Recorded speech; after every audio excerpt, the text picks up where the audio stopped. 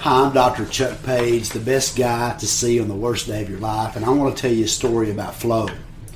One day, Flo came into my office. She was being seen for problem swallowing. The medical term for that is dysphagia. Well, Flo came in and was very flat as far as her emotions, and she came in with a coffee cup in one hand, and in the other hand, she held a bag. And so I began the routine questions for Flo about, why she was having this problem with her dysphagia, asking her about her problem swallowing. Flo, is it worse when you take liquids or is it worse when you do solids? And Flo simply responded, Doc, everything I swallow comes straight up. And so I began, to do the routine medical questions once again, asking her stuff like, well, Flo, what makes it better? What makes it worse? And with each question I began to ask Flo, I noticed that she began to become more and more frustrated. And so, like a pot of boiling water, Flo began to get more and more frustrated and more angry with each question. But I had to ask one more question. I had perused all of her chart and looked at all of her studies, and I asked Flo, I said, Flo, tell me what happens when you swallow food. Does it ever come back up undigested? And with the most frustrated look on her face, Flo took her cup of coffee and she took a big chug and swallowed it down. But I noticed this look of anger began to look more like a look of, oh my goodness.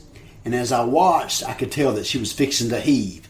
Flo grabbed my hand and wouldn't let me go. And as I tried to run away, she took the bag in her other hand and she threw up in the bag. Now, folks, I got the message. In one single act, Flo demonstrated to me exactly what was going on. I got the point.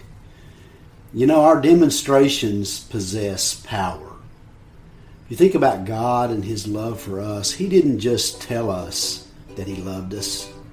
The scriptures tell us that God demonstrated His love for us in that while we were yet sinners, God demonstrated His love toward us. Think about that. God just didn't say that He loved us. He showed us.